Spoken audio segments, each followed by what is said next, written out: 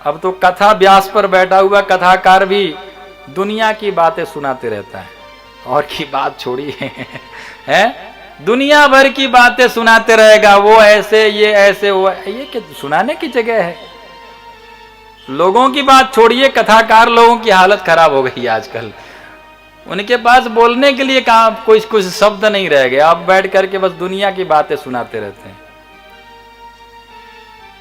मैं सर्प कहता है, काल कहता है, यमराज कहता है, हाँ आ रहा हूं, तू मेरे को बुला रहा है, टर टर करके बुला रहा है।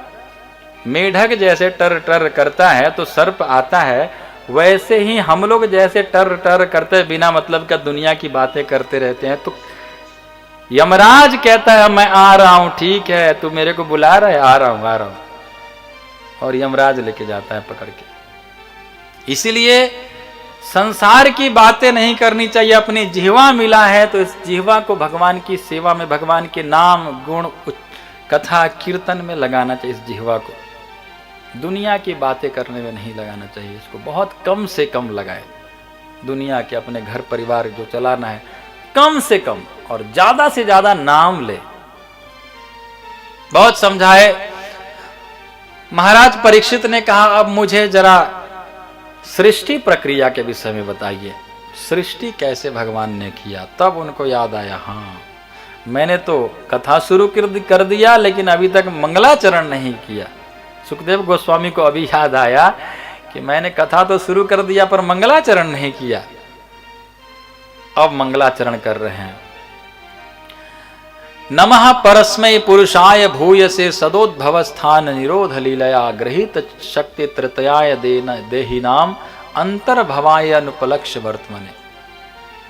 यत् कीर्तनम यत् स्मरणम यदीक्षणम यद बंदनम यत् श्रवणम यदर्हणम लोकस्य सद्यो विधुनोति कलमसम तस्मै सुभद्र सर्वसे नमो नमः। मैं उन भगवान को स्मरण करता हूँ, उन भगवान को चिंतन करता हूँ। कहते हैं यत् कीर्तनम, जिनकी कीर्तन करने मात्र से, यत् कीर्तनम, यत् स्मरणम, जिनकी स्मरण करने मात्र से, यत् वंदनम, जिनकी वंदना करने मात्र से, यत् श्रवणम, जिनकी कथा सुनने मात्र से, लोकस्य सद्यो विधुनोति कलमसम, तुरंत शुद्ध हो जाता है। तस्मै सुभद्र स्रवसे, व्यक्ति भगवान के धाम के अधिकारी हो जाता है केवल भगवान के नाम का कीर्तन, स्मरण और चिंतन करने मात्र से। उन भगवान को मैं स्मरण करता हूं। सुखदेव गोस्वामी कहते हैं, तपस्विनो दान पराय यशस्विनो मनस्विनो मंत्र विदः सुमंगला क्षेमम न बिंदन्ति बिना यदर्पणम तस्मै सुभद्र स्रवसे नमो नमः। कोई कितना भी बड़ा तपस्वी हो, कोई कितना भी बड़ा पंडित, कितना भी बड़ा मंत्रवेत्ता पंडित क्यों ना हो, कोई कितना भी बड़ा व्यक्ति क्यों ना हो, जब तक वो भगवान के शरण में नहीं जाता है तब तक उसका कभी कल्याण नहीं होने वाला। कितना भी बड़ा व्यक्ति हो, राजा, नेता, कुछ भी हो, जब तक वो भगवान के शरण में नहीं जाएगा, भक्ति नहीं करेगा, भगवान का नाम कीर्तन जप नहीं करेगा, भगवान का भक्ति नहीं करेगा, तब तक उसका कभी कल्याण होने वाला नहीं है। संसार में मौज मजाक करता रहेगा, मौज मजाक करता रहेगा, अगले जन्म में सुअर बन जाएगा। सुअर सबसे ज्यादा मौज मजाक करता है ना। जो भगवान का भक्ति नहीं करता है, खाली मौज मजाक करने में लगा हुआ है, उसको अगले जन्म में सुअर बनना पड़ता है। शास्त्र कहता है सुअर कितना मजा लेता है। आपको पता है, कीचड़ में इतना मजा लेता है सुअर कि हमको 5 स्टार होटल में सुला दे तो भी उतना मजा नहीं ले पाएंगे जितना मजा वो कीचड़ में लेता है। तो जब मजा ही लेना है तो भगवान कहते तुम मजा लेना चाहते हैं, चल मैं तुमको मजा देता हूं, और सुअर बना देते हैं। सुअर बन के खूब मजा ले फिर 5 स्टार में ही सोया करो हमेशा दिन रात। तो कहते हैं तपस्विनो, हाँ, किरात हुड़ांद्र पुलिंद पुलकसा आभीर कंका यवना खसादया ये न्येच पापा यदुपाश्रया श्रया शुद्ध्यन्ति तस्मै प्रभविष्णवे नमः।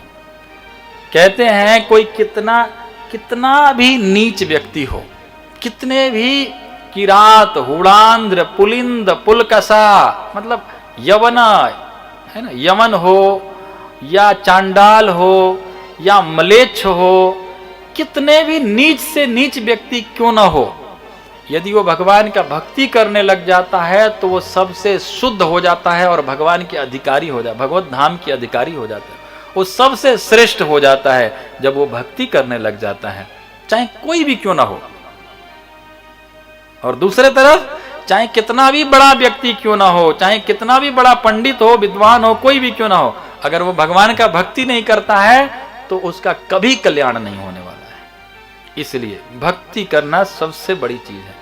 भक्ति करेंगे तो हाँ ठीक है, फिर तो माना जाएगा, और भक्ति नहीं किया तो कल भी हम लोगों ने सुने थे वो पशु के बराबर है। जो भगवान का भक्ति नहीं करता वो पशु, पशु भी समाना। और सृष्टि प्रक्रिया का वर्णन किए हैं। भगवान नारायण के नाभि कमल से ब्रह्मा ने जब सृष्टि करना चाहा तो ब्रह्मा जी ने चारों तरफ सिर घुमा करके देखा, 4 सिर प्रकट हो गया। उन्होंने बहुत खोजा कि मैं कहाँ से आया, मैं कहाँ, मुझे क्या करना है, कुछ समझ में नहीं आ रहा था। तो उन्होंने उस कमल नाल, कमल पुष्प के ऊपर प्रकट हुए थे ब्रह्मा जी, उसी कमल नाल के अंदर घुसे, चारों तरफ खोज रहे थे। अंधेरा अंधेरा था, कुछ भी नहीं दिखाई दे रहा था। तो उनको 2 शब्द सुनाई पड़ा, त और प, 2 शब्द त प। उनको समझ में आ गया कि तपस्या करना चाहिए। उन्होंने बाहर आए और कमल पुष्प के ऊपर बैठ करके सुंदर तपस्या किया। और बहुत भारी तपस्या के बाद, बहुत वर्षों के बाद में तपस्या के बाद भगवान का दर्शन हुआ। भगवान से पूछा कि भगवान मैं कौन हूँ, मैं कहाँ से आया हूँ, बताइए। भगवान ने कहा तुम ब्रह्मा हो, तुम्हारा नाम ब्रह्मा है और तुम्हारा काम सृष्टि करना है, सृष्टि करो। ब्रह्मा जी ने कहा सृष्टि तो करूंगा, लेकिन जब सृष्टि करूंगा तो मेरे अंदर अहंकार आ जाएगा। मैं सृष्टि करता हूँ, इसका कोई उपाय बता दीजिए, अहंकार ना आ जाए, अहंकार से पहले बचना चाहता हूँ। ब्रह्मा जी ने कहा, बोले देखो मेरे ज्ञान को आत्मसात करो। बहुत सुंदर ज्ञान दिए हैं चतुश्लोकी भागवत। ज्ञानम परम गुह्यम में यद विज्ञान समन्वितम स रहस्यम तदंगम च गृहाणम गदितम मया। परम गुह्यतम ज्ञान मेरा, इस ज्ञान को आत्मसात करो, तुम्हारे अंदर अहंकार नहीं आएगा। बहुत सुंदर ज्ञान दिए हैं। 4 श्लोक चतुश्लोकी भागवत, भागवत का 4 श्लोक जो भगवान ने ब्रह्मा को दिया, ब्रह्मा ने नारद को दिया, नारद ने व्यास देव जी को दिया और व्यास देव जी ने इसी 4 श्लोक से 18,000 श्लोक का निर्माण किया। वो जो 4 श्लोक है वो हम लोग श्रवण करेंगे। पहला श्लोक जो भगवान ने 4 श्लोक चतुश्लोकी भागवत का पहला जो श्लोक है वो पहला श्लोक है, अहमेवा समेवाग्रे नान्यत यत् सदसत्परम पश्चाद हम यदे तच्च यो वशिष्येत सोस्म्यहम्।